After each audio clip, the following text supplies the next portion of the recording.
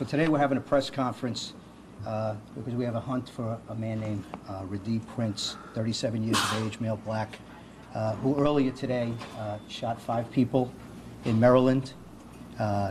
Looked like he shot 5 co-workers, a place that he's working now, or he worked in the past. We're trying to establish that information. And then came here and shot somebody in Wilmington.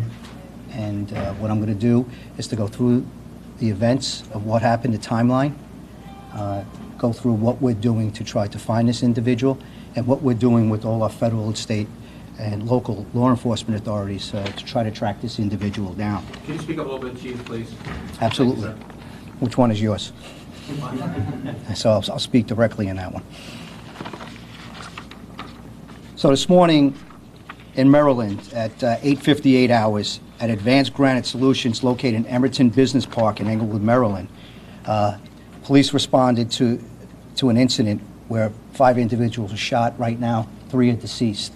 I believe there's a news conference that was done by the Hartford County Sheriff in Maryland that was done several hours ago that went into some of the specifics.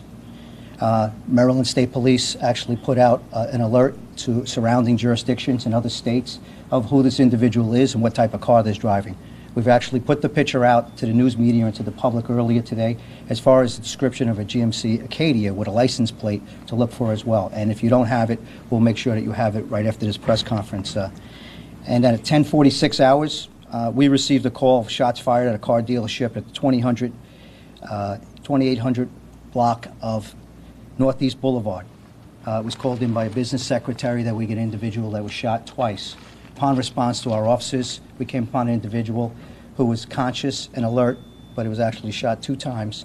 And our officers were speaking with him, and our officers were advised by the victim. He gave us the name, who was the same victim, same suspect from Maryland, same description of a vehicle that just shot him, and that he was known to him. Our officers actually saw the vehicle leaving the scene, were able to give a short chase, but lost the vehicle going northbound on 30th and Market Street. So the last time that we've seen this individual today was earlier this morning. We confirmed 1 victim with a gunshot to the head in 2800. But what I want to make clear before I get into what we're doing, there's been schools that have some lockdown. They've had schools, and we want to make sure that we put everything in place to make sure we keep the community safe. But this individual, for what we know right now, every one of the victims that this individual shot, the victims and the offender knew each other. So these were targeted shootings for whatever reason that this person, his motive is to go out and shoot these individuals, including the person where he drove up to 28th and Northeast Boulevard and shot that victim. They have a past history together. And after that, we have not seen them or heard them. Where this individual, we haven't seen the car and we haven't seen the individual.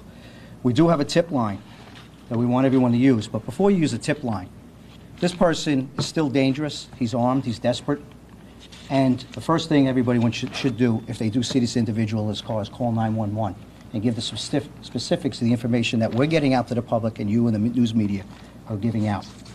So the tip line for the local tip line is 302-576-3635, and because this is multi-state jurisdictional authority, we also have an FBI hotline and tip line, 1-800-CALL-FBI. We're working with New Jersey, Pennsylvania, Maryland, Delaware, our FBI, our ATF, the U.S. Marshals, Newcastle County, Wilmington Police Department. We're working together jointly. We set up an operations center here upstairs and through our real-time crime center, and we're in touch with the fusion centers in our state and other states to make sure we're sharing information and information that we have, that we're going out and we're acting on it. We know of last known addresses that this individual has lived at. Some have been in Wilmington, some have been in Newcastle County, some have been in Maryland. So we have to have a coordinated effort, and that's exactly what we're doing. We're doing it at this time. So I want to assure the community, this is targeted. This individual knew the people he wanted to go shoot. This wasn't a random act of violence where the person went out indiscriminately and was shooting people up. So I want to get that clear. And as far as the schools, as far as going on lockdown, this person is dangerous. You never know what's going to go through a person's mind. But right now, the individual is being tracked down as we speak. And we're turning over every stone to try to find this individual through technology and through good good police work. And hopefully we'll have this person in custody soon so it doesn't cause any more harm. As far as the schools, I would consider they can make that call on their own. We'll update. We'll continue to update tonight if we have this person apprehended. But we also know that he's mobile and he's been in different states. And the last we seen was going northbound up in the north side of Wilmington, heading northbound on North Market Street.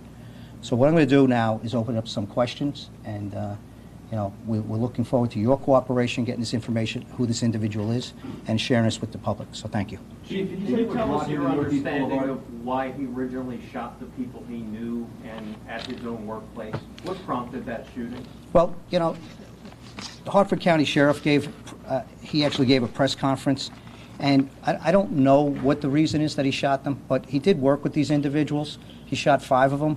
2 of them are deceased at this time. And, as I started this press conference, we all got to remember, there's victims and victims' families that our hearts and our prayers should be going out to them.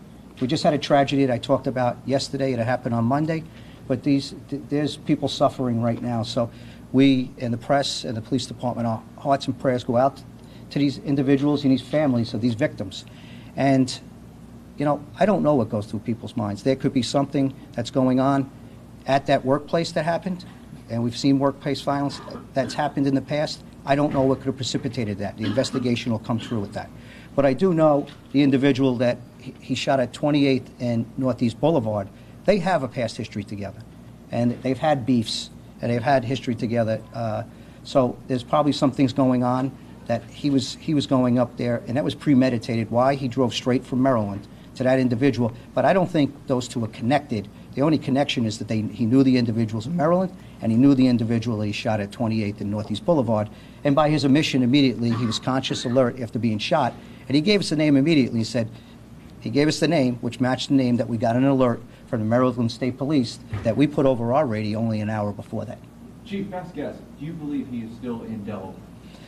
Best guess, this guy can be anywhere. I mean, look at the states. We have New Jersey, Pennsylvania, and Maryland in such close proximity of Wilmington. And how quick did he get from Edgewood, Maryland? It took about an hour drive to get here. So he can be anywhere. But you know what? We have technology. We're searching to see if that plate crossed any place with, Easy Pass or lights, red light technology. We have some things, but we haven't located this vehicle. Could he be here? Could he be with some associates? Could he be with a family member? Those are all leads that we're looking at, and believe me, we're kind of all over those type of leads, but we actually don't know where he is, and we're taking every precaution to make sure that we're looking at every avenue. Old girlfriends, addresses, girlfriends now, family members, associates from past arrests. We have to take a look at everything, and that's what we're doing at this point. And then even making sure that we look at anybody that might come forward and give us information where his whereabouts might be at this time, and then take the proper action we have to do in law enforcement to bring him into custody. What was the Delaware relationship victim's between... condition, did you say? The Delaware victim's, his condition, he passed away? Or? The Delaware? No, he's not. He's in the hospital. He's alert. He's conscious. He was able to give us that information. So, no, he's right now he's not likely to die. And he was able to give us some pretty good information that immediately allowed us to make sure that we were able to link what just happened in Maryland, where we got the alert from Maryland police, who sent it over to Delaware State Police, who put it out and broadcasted it throughout the state of Delaware. So we were able to put 2 and 2 together immediately because of the information supplied by that victim on 28th and Northeast Boulevard. And he was shot in the head, according to victims, is that? Yeah, According to witnesses, sorry. there's one in the head vicinity, and I believe one in the body. What was the relationship? Was it a business relationship With the individual? between the suspect and the business owner? Are we talking Maryland, or are we talking Wilmington. in Wilmington? Right now, they've had some past history on some criminal cases. That's where I'd rather leave it at this time. But there's an historical basis that goes back a couple of years where they're known to each other. And whatever Where one did something to the other? no, I don't believe there's any assaults right now between individuals or wrongdoing. I think there's just a relationship that has gone awry for some reason. We'll leave it at that. As far as the vehicle is concerned, was this vehicle always registered to him, or did he get it off of this lot where his car dealership was? And secondly, do you still feel that he is associated with this car, or do you think he may have gotten rid of it at this point since he probably knows he's being looked for? I think it was co-registered, the vehicle. Please, I'll get that information and confirm it, but from what I know, it was co-registered.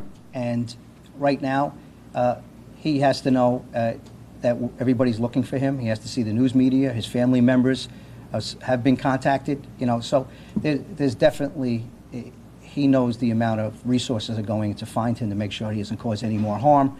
And we have not seen the vehicle, so I have to think that it's probably put that vehicle somewhere. We'll come across it if it's not in a garage.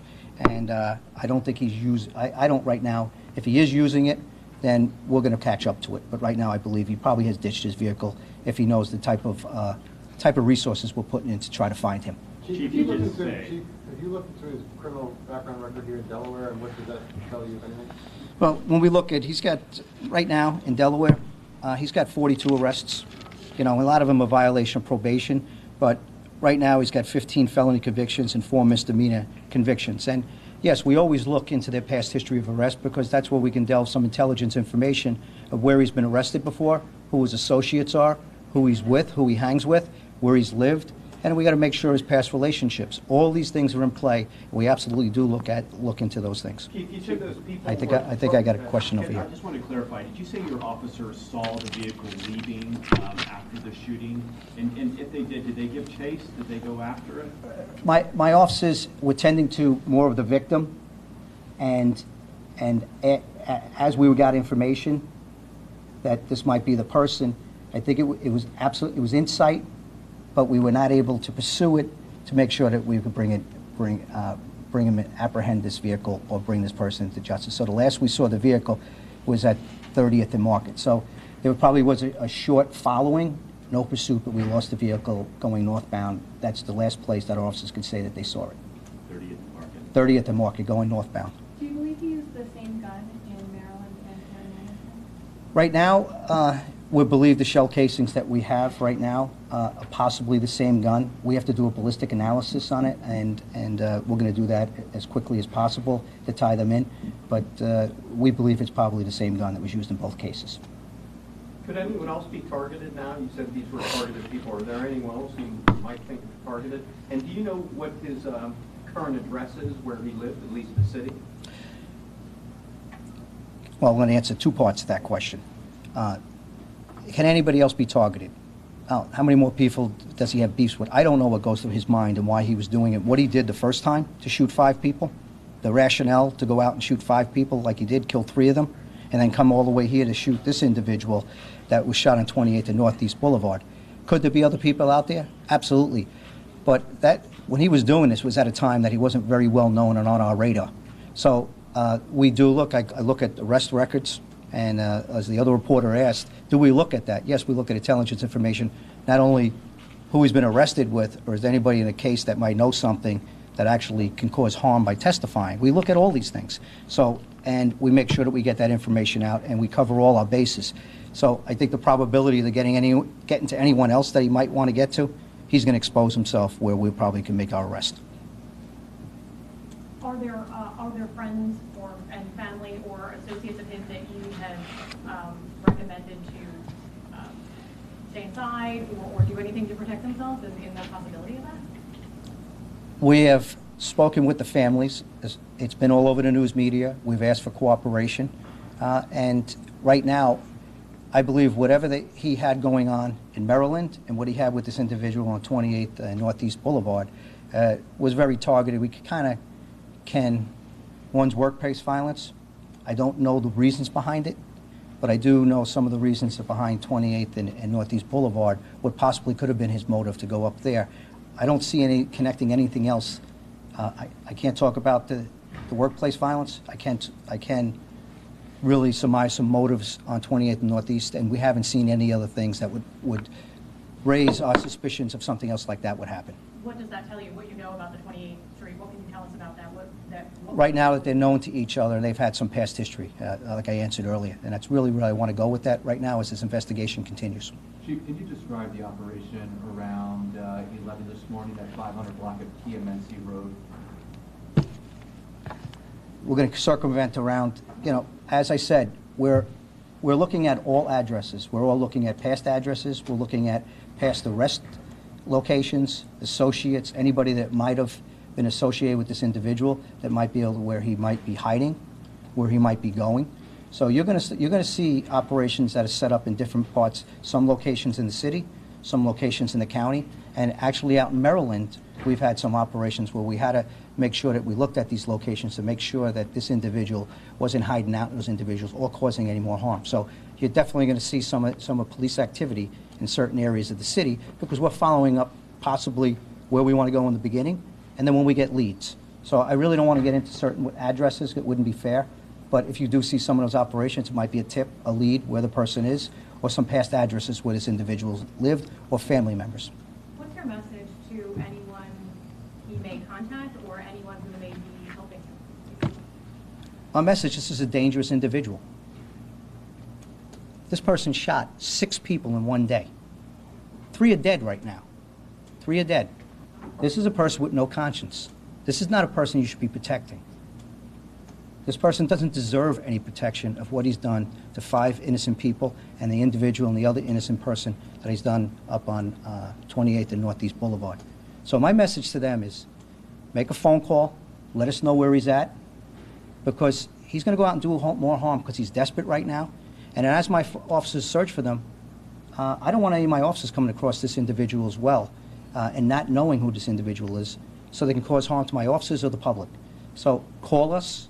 Let us know where he is, give us information, help us out, because right now this person's taken 3 lives and he's damaged 3 others, and he doesn't deserve to be protected. That's my message to anybody that's harboring this individual. Can you tell us more about the scope of the manhunt you have going now, the number of people involved? Well, right now you're seeing leadership from the FBI. Gordon Johnson oversees the Baltimore offices, which actually encompasses Wilmington. We have the ATF. The U.S. Marshals, although they don't have a representative up here, the fugitives, they're out there right now doing the hunt with our officers. We have the state police. Maryland State Police is doing what they can do geographically, their responsibility. We have the Delaware State Police. We have the Newcastle County. We have the Wilmington Police Department. And, you know, we're putting as much resources as possible, that everything that we can, to make sure we bring this person in and bring him into custody before he causes harm. Because it's that important. Because look at what he's been capable of doing already. It's targeted right now. But a dangerous person, a person that's desperate is also dangerous. But it's targeted now. It's not random. But we're putting every resource that we can from every federal, local, and state agency. New Jersey knows what's going on. Pennsylvania knows what's going on. Maryland is actually dealing with what they have with intelligence information.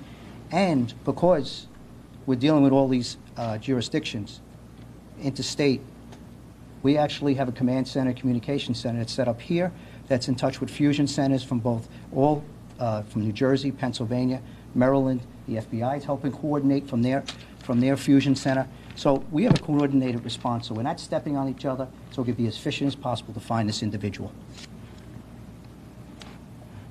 Chief, if the suspect is watching, what do you want him to hear? Turn yourself in. Because if you're with somebody, maybe these are targeted individuals that you went and you had a beef with, but turn yourself in, because somebody that maybe you don't have a beef with is going to get hurt. And we don't want any more violence. And maybe he's thought about it and been a little bit remorseful. I don't think so from what he's done. But the bottom line is he should turn himself in and deal with that. Because we're going to catch you. And we're coming after you. And we're going to make sure that we bring you to justice. Sir, was the shooting captured on surveillance video at all? Are you working with footage? Part of me has already answered that. Well, one of the things is we know who the individual is. So that's going to be more of making the case when he comes under arrest, when it goes to prosecution. Those are the things that that have to bring up for prosecution purposes and trial, should it ever go to trial. These things, we know who the individual is. So right now, our effort is concentrated on, let's capture this guy. Let's go out and get him, and we'll deal with all these things, because he's a known perpetrator right now. So we'll get all that evidence is being collected, so we don't dismiss that. We have people doing that. But the most important thing right now is for us to catch this individual, and that's what we're trying to do at this time.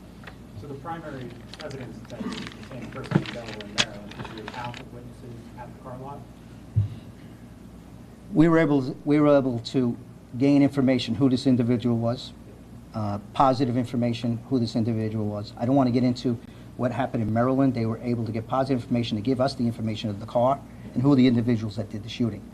We were able to confirm from the victim here immediately. He corroborated, hey, this is who this person is and the vehicle he was in after he was shot. So we were able to tie those two things together. So we have two shootings with specific purposes that only he can talk about. We could probably know a little bit of a motive up here. I'm not sure what happened that can cause that workplace violence down in Maryland. Do you have any information about why the suspect and the vehicle would have still been on the scene there? I mean, your officers got there, they were able to see him leaving. Why was he still there? Well, our officers got there. The response time was pretty quick, so by the time that individual would shoot somebody, get back to his car, and then try to leave the location, our officers pulled up to the location. Immediately, the victim let us know who had shot him.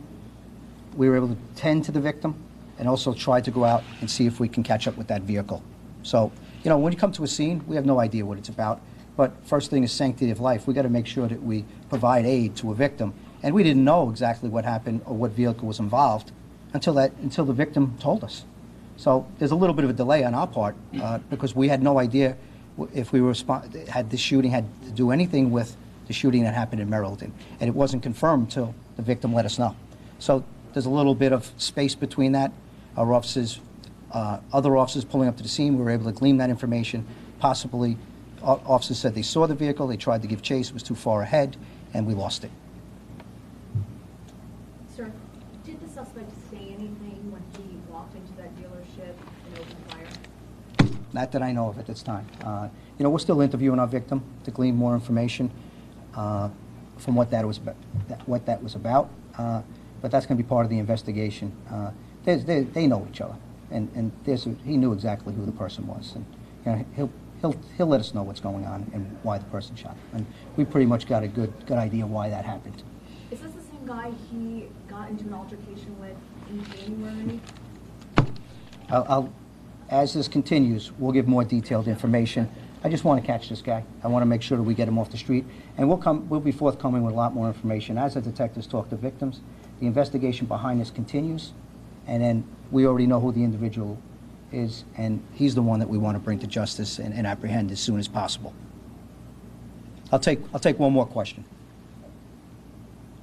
You mentioned that he had quite the rap sheet. Right. And in this case, it was somebody he had dealt with in the past.